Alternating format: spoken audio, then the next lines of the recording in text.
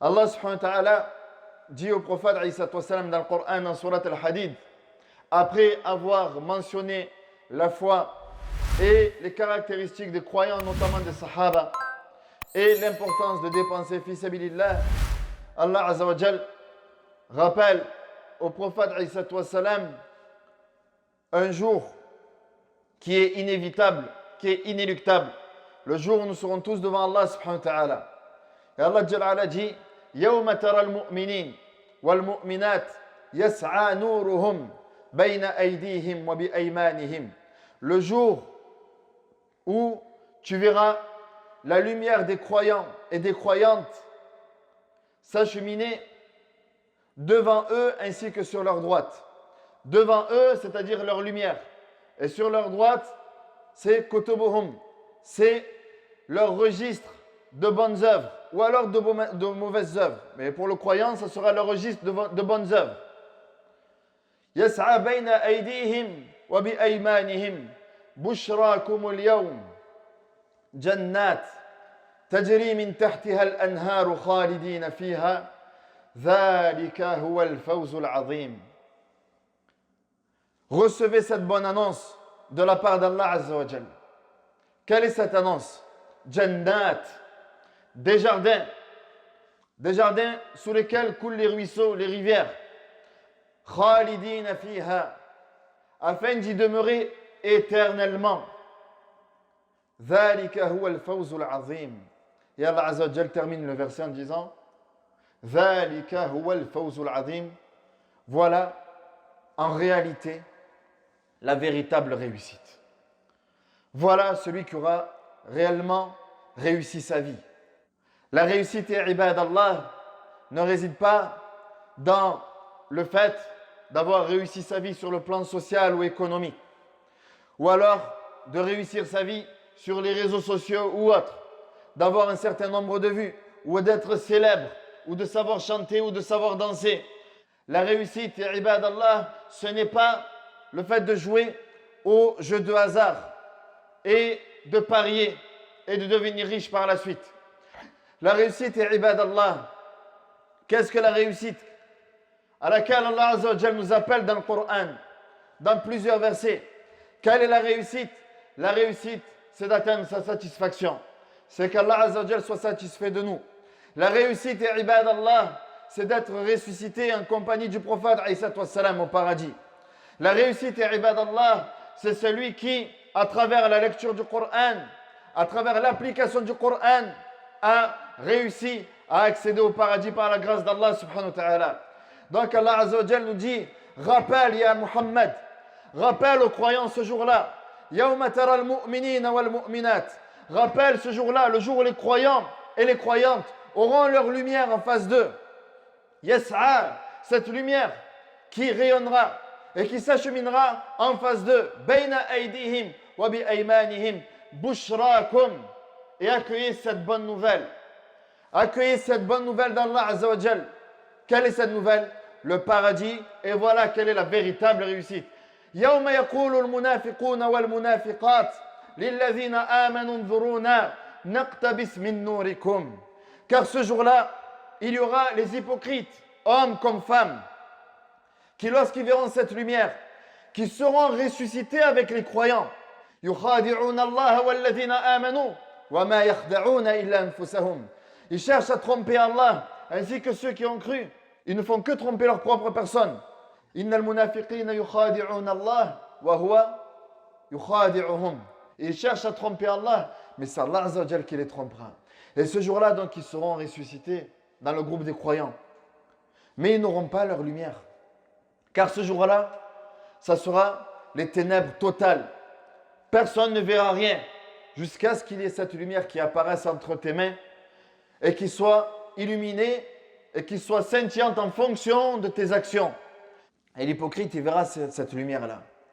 Et il dira, croyant, يَوْمَ يَقُولُ الْمُنَافِقُونَ وَالْمُنَافِقَاتِ لِلَّذِينَ آمَنُوا انظُرُونَا. Attendez, نَقْتَبِسْ نَأْخُذْ مِنْ نُورِكُمْ, afin que nous puisions un peu de votre lumière.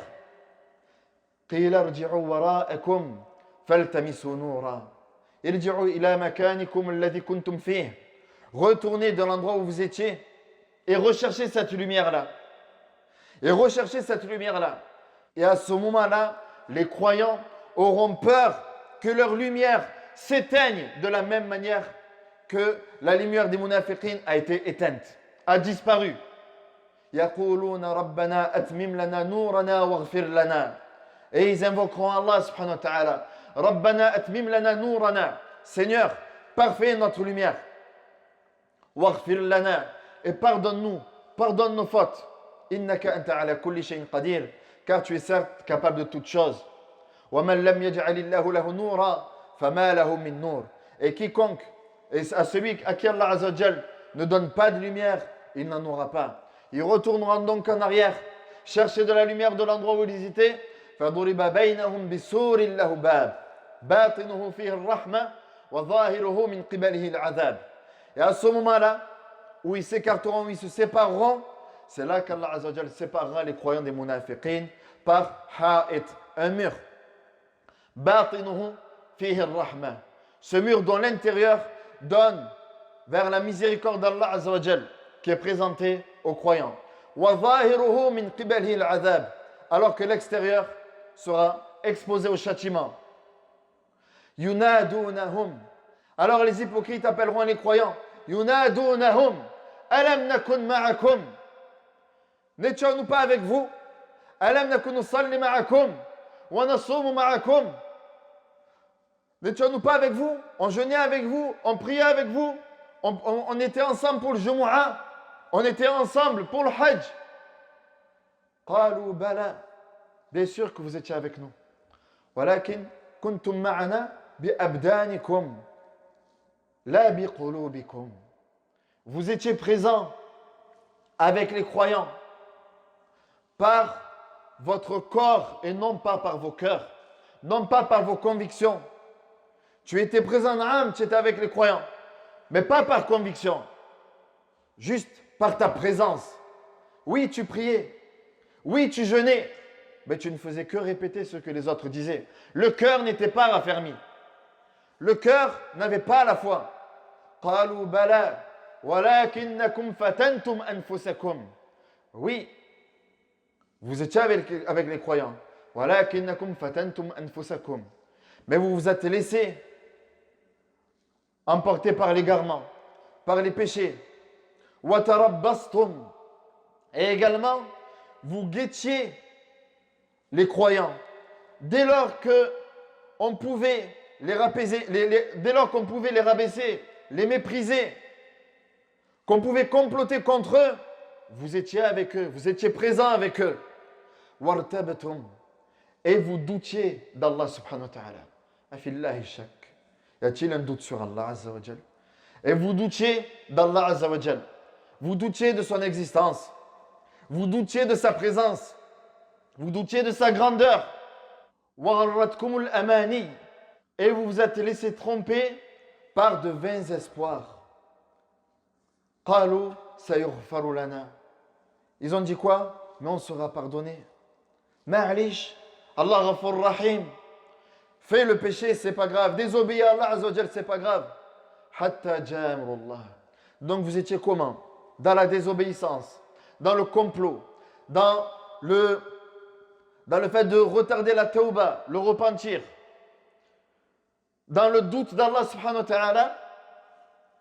Vous étiez dans tout ça jusqu'à ce que vienne l'ordre d'Allah Azza wa Jal, c'est-à-dire la mort. Jusqu'à ce que la mort, elle se présente à vous. Et la mort, elle est inévitable. Kullu nafsin dha'iqatul maut. Toute âme goûtera à la mort. Toute âme goûtera à la mort.